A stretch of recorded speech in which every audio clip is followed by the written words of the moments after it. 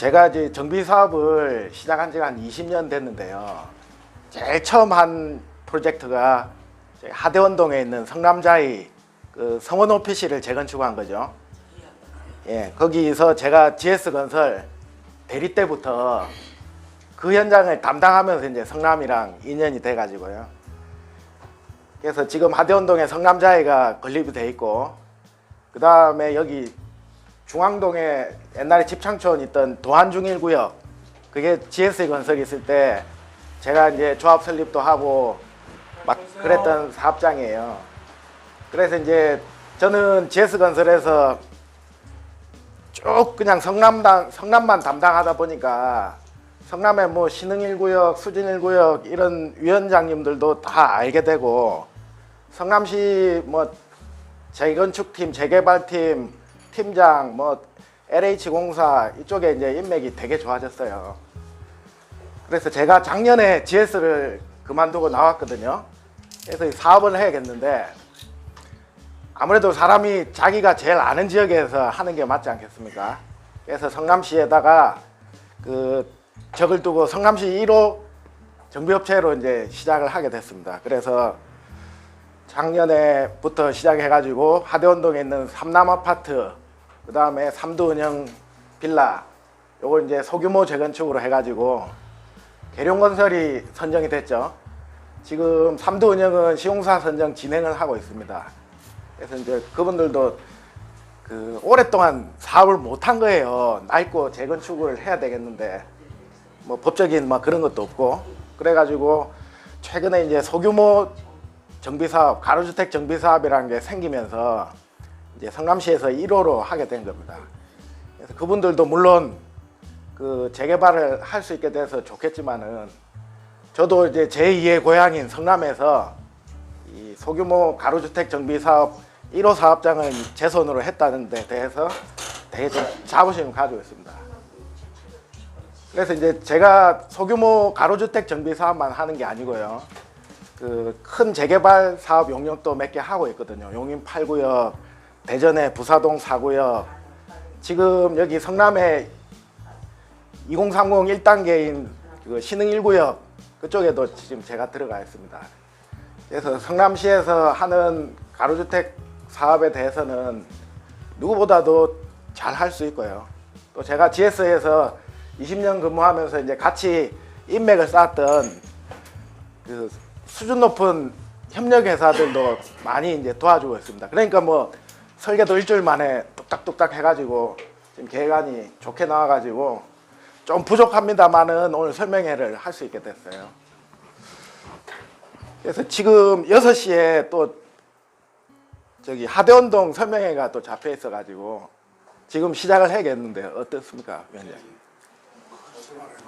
한 번만 확인 한번 해주세요. 제목은 제가 성남돈 이런 가로주택 정비사업 추진 계획이라고 붙였습니다. 그래서 광역 현황을 보시면은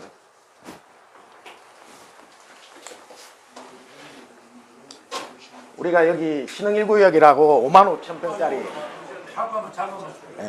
하려고 하는 성남동의 가로주택 위치가 지금 빨간색으로 이렇게 칠해져 있는데요. 근데 인근에 신흥 1구역이라는 55,000평짜리 재개발 구역이 지금 2030 1단계로 해서 성남시에서 정비구역 지정을 진행을 하고 있습니다. 그리고 아까 제가 말씀드린 제가 GS건설이 있을 때 했던 성남 도안중1구역 도시환경정비사업이죠.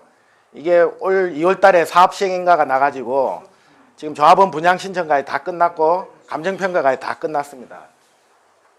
그리고 여기 성호시장은 도시개발 사업이라고 해가지고 일단은 저 금성이라는 시행사에서 땅을 다 산 거예요. 그래서 막 그 세금을 못 내가지고 사업이 장기간 중단돼 있었는데 올 초에 이제 그게 해결이 돼가지고 이것도 이제 여기도 오피스텔이 들어오게 됩니다. 주변이 이제 다 좋아지는데 우리 여기도 사업을 하면은 되게 위치가 좋아요. 왜냐하면은 여기 코롱 아파트 들어오고 여기 기존에 현대힐스테이트가 있고, 그러니까 딱 중심지입니다, 여기가.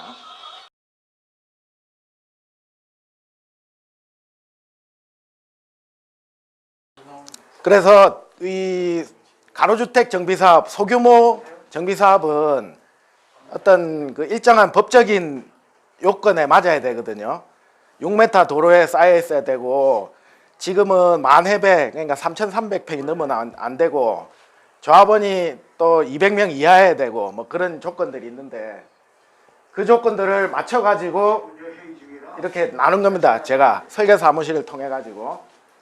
그래서 1블럭, 4블럭에는 상업지역이 대부분이고, 일반 주거지역이 좀 포함되어 있어요. 그래서 이거는 그 주상복합 아파트가 들어갈 수 있고요. 이 노란색으로 되어 있는 데는 2종 일반 주거지역이라서 용적률 250%로 일반 아파트가 건립되게 됩니다. 그래서 지금 제가 본격적으로 하면은 등기부등록원을 다 열람을 해가지고 정확한 조합원 수도 권리 분석을 하고 해야 되는데 뭐 일주일밖에 시간이 없어가지고 대략적인 뭐 집원 수만 세워왔습니다. 그래서 1블럭에 45명, 2블럭에 50명, 3블럭에 74명, 4블럭에 뭐 62명. 그러니까 다 100인 이하이기 때문에 이 가로주택 정비 사업에 이제 소규모 정비 사업을 위한 특별법이 있는데 조합원이 100인 이하면은 조합의 재량으로 할 수 있는 게 훨씬 많아요. 그래서 이제 사업할 때 이게 좀 도움이 될 거고요. 가로주택 정비 사업에 대해서 이제 간략하게 제가 설명을 드릴게요. 왜 우리 재개발 재건축은 도시 및 주환경 정비법으로 하는 사업이거든요. 그래서 줄여서 이제 도정법이라고 하는데 가로주택 정비 사업은 똑같은 재개발입니다. 근데 이 법이 적용되는 법이 빈집 및 소규모 주택 정비에 관한 특례법을 적용받고 하기 때문에 이건 도정법의 적용을 거의 받지 않습니다. 그래서 이제 이 법은 소규모 지역의 재개발 사업을 용이하게 하기 위해서 1년, 2년도 안 됐어요. 2년도 안 돼서 이제 특별법으로 나온 거기 때문에 특별법은 이제 뭐 좀 지나면은 또 없어지기도 하지 않습니까? 그래서 있는 동안에 성남시에서도 많이 권장을 해요. 그래서 이 가로주택 정비 사업의 요건이 되기 위해서는 전체 구역 면적이 만회배 3,300평 이하여야 되고요. 기존의 주택수가 200세대 미만, 그 다음에 노후분량 주택수가 전체 3분의 2 이런 요건에 맞아야지만 할 수 있습니다. 이거 말고도 이제 6m 도로에 쌓여 있어야 되고 막 그런 요건들도 있는데 이제 큰 거는 요 세 가지입니다. 그래서 시행 방법은 80% 동의를 얻어가지고 조합을 만들어서 할 수도 있고요. 조합이 아니고 그 조합원들이 주민들이 신탁사한테 그냥 아예 시행자로 지정해가지고 신탁사한테 신탁해서 가는 신탁 방식이 있습니다. 똑같이 이제 80% 동의를 받고요. 이제 신탁 방식은 지정개발자는 이제 조합원들이 조합을 만들어서 하기 힘들 때 이게 그게 하는 거로 겨우 서울시에도 이제 거의 다 조합 방식으로 하고 있습니다. 근데 성남시는 이 빈집 및 소규모 주택 정비에 관한 특례법이 아까 제가 말씀드린 2년도 안 됐다고 했잖아요. 그게 이제 2월 달에 공포가 됐으면은 그해 9월 달에 바로 조례를 만들었어요. 성남시가. 그래서 그 조례에 보면은 이 사업을 활성화하기 위한 뭐 지원책도 들어가 있습니다. 이런 게 있는 시군구가 없어요. 대한민국에. 내용을 보면은 사업비를 보조해 주고요. 보조해 준다는 건 그냥 준다는 거죠. 근데 뭐 조합 운영비의 30%, 이주비 융자에 따른 이자의 30%. 이게 이제 30%라 해서 뭐 얼마 안 되는 것 같지만은 사업비가 한 200~300억이 되니까 이것도 꽤 되는 겁니다. 이게 이제 무상으로 보조를 해주는 금액이 이렇고요. 또 융자를 해줘요. 융자를 해주는 거는 뭐 조합 운영비, 이주비, 용역비, 공사비 뭐 이런 이자에 다 주는 게 아니고 또 50%만 지원을 하는 이런 혜택이 있습니다. 시에서요? 예, 시에서. 예. 그래서 이제 가로주택 정비 사업을 이게 이제 그 오랫동안 개발을 못하고 뭐 했던 그런 작은 동네를 위한 법이잖아요. 그래서 제가 성남시에 오래 있다 보니까 이게 착안한 거죠. 성남시에 이렇게 할 때가 많은데 내가 성남에서 한번 해보자. 라고 해서 아까 말씀드린 삼남 아파트랑 삼두운영 가로주택 정비 사업을 제일 먼저 시작했고요. 또 저 멀리 이제 용인에 용인맨션이라고 했어요. 그것도 이제 조합 설립을 또 했습니다. 그리고 성남에서 추가로 진행하고 있는 데가 중앙동이죠. 중앙동 거기 신흥역에서 좀 올라가서 단대 오거리 근처. 이게 원래 중4구역이었는데 해지가 됐어요. 올 초에. 여기도 이제 진행을 하고 있고 금광동도 또 진행을 하고 있고 여기 이제 요 5개가 소규모 정비 사업입니다. 그리고 이제 용인 8구역이나 뭐 성남 도안 중일, 신흥 1구역, 대전 부사도 제가 우리 회사 가지고 있는 실적은 다음과 같고요. 그 다음에 그냥 재개발이랑 그 우리가 하려고 하는 가로주택 정비 사업이랑 도대체 뭐 어떤 차이점이 있느냐 요걸 이제 간단히 정리를 했습니다. 주택 재개발은 10년에 한 번씩 수립이 되는 기본 계획이 있어야 되는 사업이에요. 그 기본 계획 안에 우리 동네가 들어가야 사업이 되는 거거든요. 근데 가로주택 정비 사업은 기본 계획 수립이 필요가 없습니다.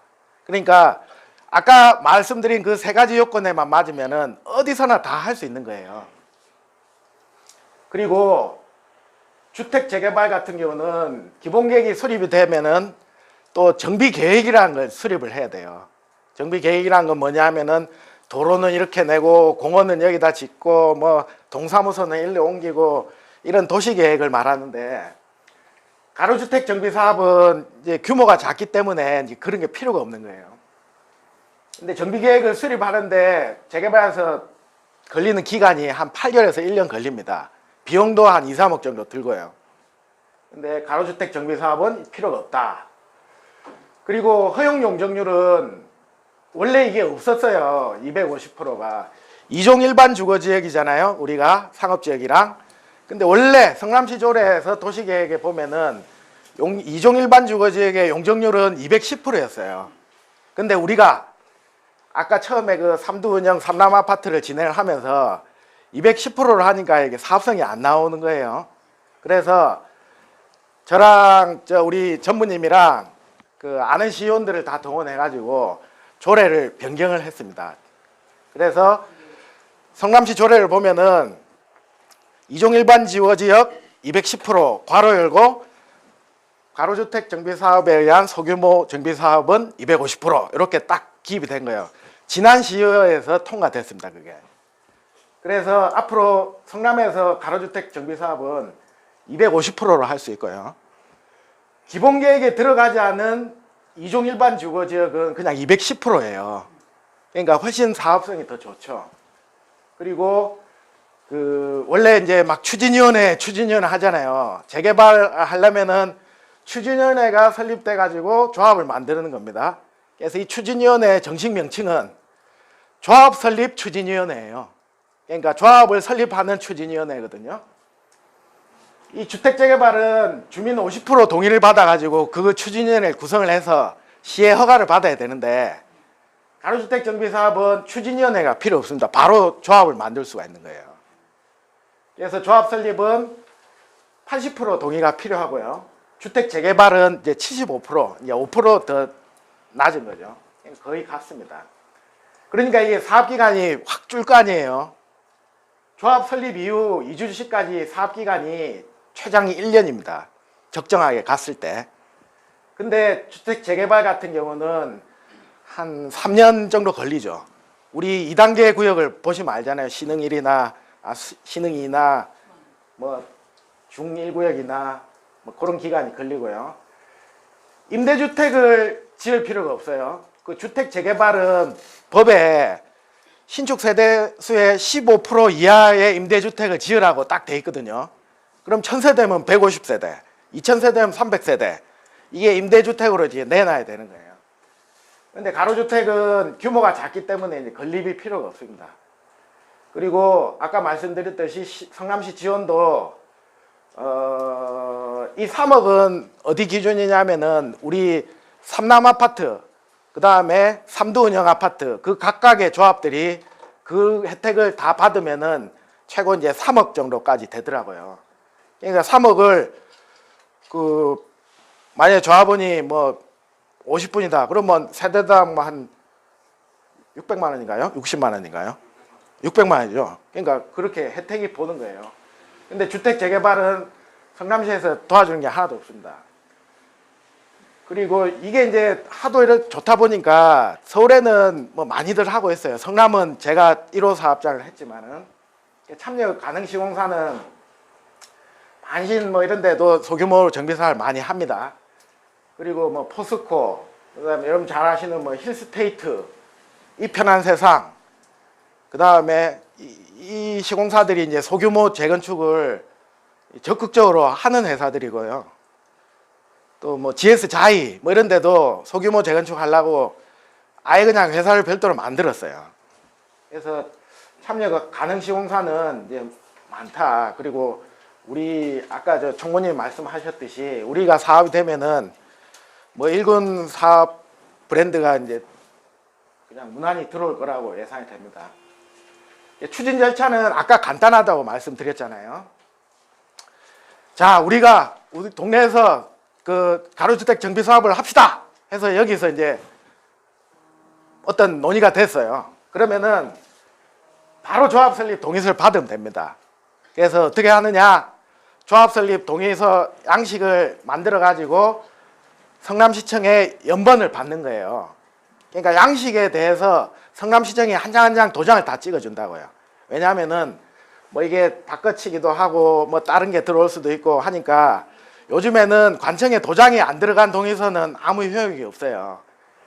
그래서 이 토지 등 소유자가 그 모여가지고 우리가 조합 설립하자라고 하면은 바로 이제 조합 그 시청에다 연번 신청을 해가지고 예를 들어서 뭐 우리 1블럭이 아까 60명이라고 했나요? 그러면은 여분 해가지고 한 80장을 딱 가져가서 1-80, 2-80, 3-80 해서 80장에다가 도장을 다 받아오고 그 동의서를 쫙 나눠줘 가지고 주민들한테 이제 받아서 그게 80%가 되면은 조합 설립이 됩니다. 그래서 조합 설립 인가를 받고요. 그리고 그 다음 절차가 건축심의를 하는데 재개발, 일반 재개발들은 건축심의 따로 하고 도시계획심의 따로 하고 경관심의 따로 하고 교통영향평가 따로 하고 이러니까 시간이 많이 걸리는 거예요. 근데 가로주택 정비 사업은 이 통합심의입니다. 통합심의라는 건 뭐냐면은 한 심의에서 도시 건축, 경관, 조경 이거를 다 결정을 하는 거예요. 그 위원들이 다 참석을 해가지고. 그래서 이제 그거에 걸리는 시간이 평균 한 60일, 2달 정도 걸립니다. 그래서 건축심의가 됐다. 가로주택 정비 사업에서 건축심의가 됐다라고 하면은 일반 재개발에서 사업시행인가가 났다고 보면 되는 거예요. 그러니까 얼마나 간소화됐습니까?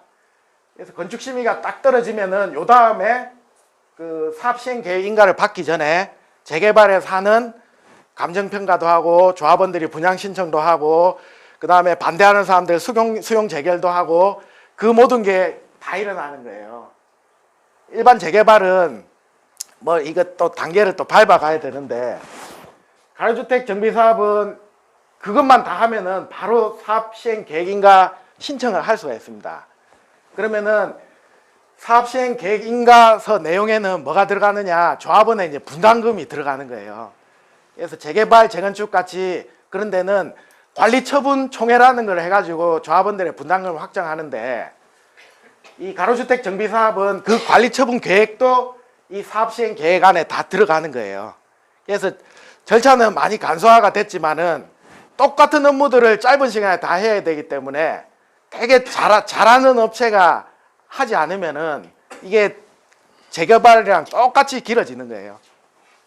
그래서 사업시행계획인가를 받기까지 약 한 5달, 6달 이 정도 걸리거든요. 이게 딱 끝나면은 2주 나가시는 거예요. 2주 나가면은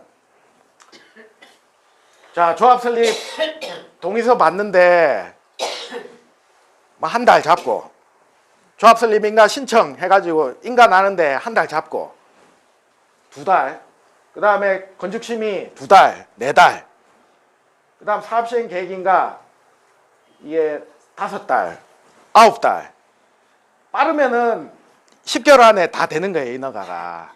근데 이게 관청에 인허가라는 게 딱딱 아다리가 맞아서 되지 않잖아요. 그러니까 여기서 뭐 심의 날짜를 또 기다려야 돼요.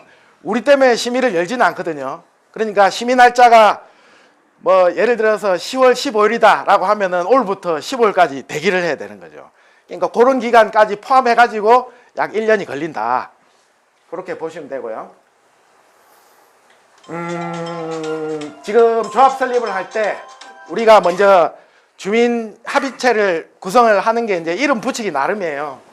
그래서 뭐 예를 들어서 준비위원회다, 조합 설립 준비위원회다 하고 동의서를 진구를 해가지고 80% 동의서가 진구가 되면은 창립총회를 개최하고 그 창립총회 개최된 결과를 성남시에 신고를 해서 조합 설립 인가를 받습니다. 그래서 이게 이제 조합 설립 단계고요. 건축, 도시계획, 경관, 통합심의는 뭐냐면은 이 심의를 올리기 위해서는 건축계획이 들어가야 되고요. 그 다음에 교통계획이 들어가야 되고요. 경관계획이 들어가고 되고요. 또 도로가 무슨 폭이 넓어지나 뭐 그럴 수도 있어요. 그럼 이제 도시계획 심의까지 다 해가지고 경관심의를, 그 통합심의를 받게 됩니다. 이 통합심의를 받은 다음에 곧바로 이제 감정평가를 실시하고요. 조합원 분양 신청을 하고, 그 반대하시는 분들은 청산자 보상 감정 평가를 따로 실시하게 됩니다. 그래서 요게 이제 60일 안에 이루어지는 거고요. 이게 딱 되면은 사업계획 승인에는 지하 안전 영향 평가라는 게 요즘에는 들어가야 돼요. 지하에 뭐가 있느냐 뭐 해가지고, 그 다음에 이때 이제 조합원의 분담금이 확정되고요. 내가 20평을 가지고 있는데 24평을 신청해. 그러면은 분담금이 얼마, 나는 환급금이 얼마, 이게 이제 이때 다 정해지고 되고요. 이 총회가 딱 끝나면은 2주 결의를 하게 됩니다. 우리는 며칠부터 2주 나갑니다, 딱 해가지고 공사가 딱 들어가는 거죠. 그래서 그 제가 잡은 계획안은 이렇습니다. 그래서 우리가 요걸 이제 편의상 1블럭, 2블럭, 3블럭, 4블럭이라고 했는데요. 여기 1블럭은 상업지역이에요. 거의 다가. 2종 일반 주거지에 조금 섞여 있지만은. 그래서 지금 1블럭에는 그 아파트, 오피스텔 다 합쳐서 한 210가구가 들어가게 되고요. 2블럭은 뭐 317. 그렇습니다. 그래서 이제 1, 2, 3, 4블럭 해가지고 이렇게 건축 계획이 수립은 됐지만은, 이거는 순전히 이제 어느 정도 규모를 파악하기 위해서 그냥 그 급하게 하다 보니까 실제로 뭐 이거 가지고 분양은 못 하죠. 그러니까 우리가 조합 설립을 하고 사업을 진행을 해가면서 이걸 이제 다 수정을 해가야 진짜로 팔기 좋은 상품이 나오는 거 아니겠습니까? 그래서 요거는 이제 개략적으로 우리 그 성남동이 이런 모습으로 바뀐다, 뭐 이런 모습을 보여주기 위해서 제가 작업을 한 거고요. 그래서 원래 예. 블록마다 다 오피스텔이 들어가나요? 압니다. 오피스텔은 들어가는 상업지역만 들어가는 거예요. 상업지역만. 예, 상업지역만. 이종 일반 주거지역은 아파트만 들어가고요. 그래서 원래 이제 제가 설명회를 하면은 이렇게 대략적인 분담금까지 이렇게 예시를 하는데 시간이 없어가지고 또 조사된 것도 없고 해가지고 제가 이제 아까 중소하구역 하고 있다고 했잖아요. 거기 거를 소개를 해드릴게요.